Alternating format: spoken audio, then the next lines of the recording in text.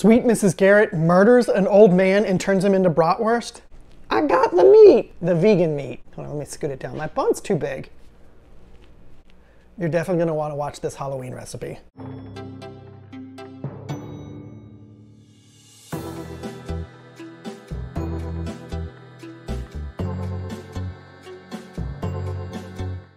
Mmm. Delicious. We are less than 100 days until Halloween, which means it is time to watch the Facts of Life Halloween episode from 1983. I'm talking with my mouth full. In this episode, Mrs. Garrett makes her world-famous bratwurst. Now, I am not going to make homemade bratwurst, and it's definitely not going to be made out of an old man like they allude to in the episode. I am using Impossible sausage made completely from plants. This stuff is really delicious. Here they are, all nice and cooked, but I'm going to add some special things to it to make this an absolutely delicious Halloween treat. I've got a little bit of olive oil in the bottom of this pan, about medium heat. They're gonna sizzle when I lay them down. Oh yeah, that's perfect. Let's pop them in here. Now, traditionally what I've been doing the last few times I've made these brats is I have been braising them in beer. So I am going to sear first, and then I will braise. And this part always reminds me in the episode when Mrs. Garrett, you know, there's a meat shortage. Of course, there's a meat shortage. But Mrs. Garrett turns up with all this fresh bratwurst, and the girls are convinced that Mrs. Garrett has made the new bratwurst out of Mr. Bigley. You can see I've got a really nice sear on these, and what I've done in the past, like I said, is beer, but Edna's Edibles is a gourmet food shop, so she would never braise her brats in beer.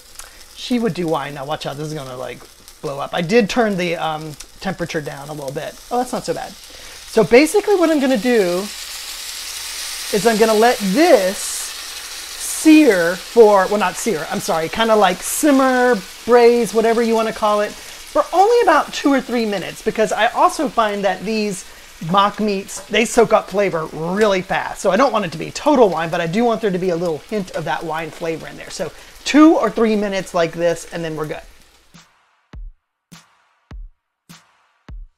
The Halloween show is probably my favorite episode from season 5, partly because I can remember back in 1983 being a 10-year-old boy and sitting in front of my parents' television right before bedtime and watching this episode. So really sweet memories for me surrounding this episode.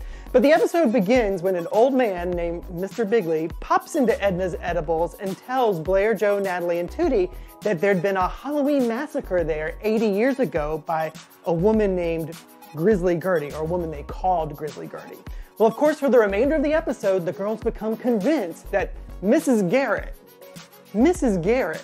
has become possessed by Grizzly Gertie. That wine is creating the best smell in here. So now we're gonna get the brats out of this little wine mixture, and we're gonna add our peppers and our shallot. There we go. Everything's nice and thinly sliced, because I want it all thinly sliced so that just in case we want to put this on a bun, which I do plan on eating these on a bun, it's not too chunky and it can you know, fit on the bun with the bratwurst. Fennel, that was fennel, so we're elevating this. These are kind of what I consider fancy ingredients for our bratwurst. Let's see here, let's add a little bit of salt to all this. There is going to be some salt left over from those brats in there. And that's what I love about cooking them in this mixture. You've got the wine, the juices from the brats, the fond that was left on the bottom of that pan.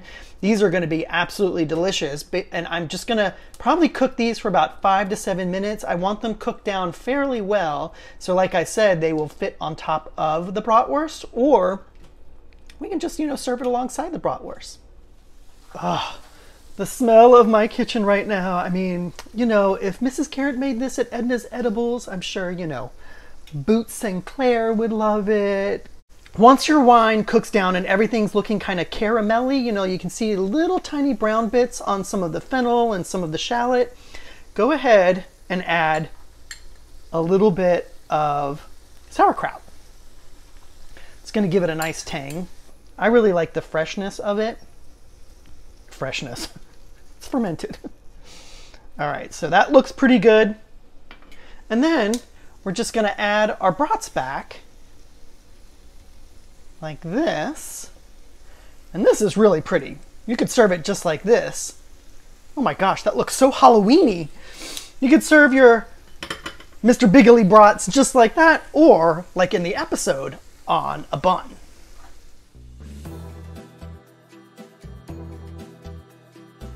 Mr. Bigley eventually goes missing, and he was last seen arguing with Mrs. Garrett. So of course the girls make the leap that Mrs. Garrett has murdered Mr. Bigley and turned his body into her famous bratwurst. I know this goes really dark really fast, and I think about it now, and if I saw something like this now, I'd be like, oh, how are they gonna work themselves out of this? Is it a dream sequence or whatever? But as a 10-year-old, I remember thinking, oh my gosh, is this the end of Mrs. Garrett? Is she about to get carted off to prison at the end of this episode? You just really didn't know as a young guy. So I like watching the episode now with a little bit more relief. I am not gonna tell you how it all does wrap up in a nice Halloween bow because I want you to watch it. It is actually here on YouTube, the full episode. I'm gonna post the link in the description box down below, and please let me know if you watch it, and please let me know if you love it as much as I do.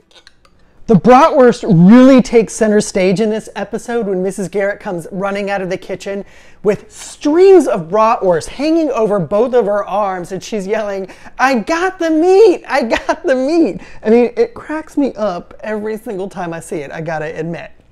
But she does eventually get Joe to test the bratwurst, and she's testing the bratwurst on a bun, which is why I'm putting mine on a bun. And I love this scene too, because you can tell in real life, they must have given Nancy McKeon the oldest, stalest bread that they could find on the set to put this bratwurst on, because you could see her kind of like ripping at the bread, and even some of her lines afterwards, you can tell she's kind of trying to choke it down.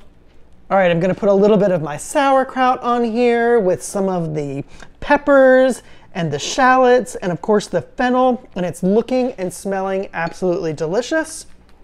Joe put yellow mustard on hers, but I have this fancy German stuff in my fridge, so I'm definitely gonna use that. All right, let's try this. Hold on, let me scoot it down. My bun's too big. That's so good. That wine really does add a lot of flavor to that brat. I love it, and I know fennel may not be a normal pairing with bratwurst, but let me tell you, it is delicious mixing with this sauerkraut, the peppers, and the shallots. Woo, so good.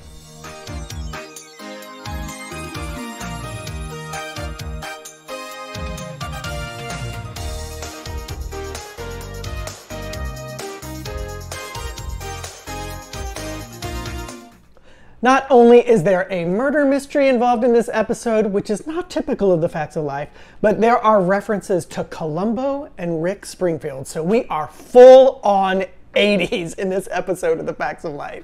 So I hope you've enjoyed watching me make these Mr. Bigley Brats. Go and make them yourself and watch the episode and have a very spooky 80s Halloween. I got the meat, the vegan meat.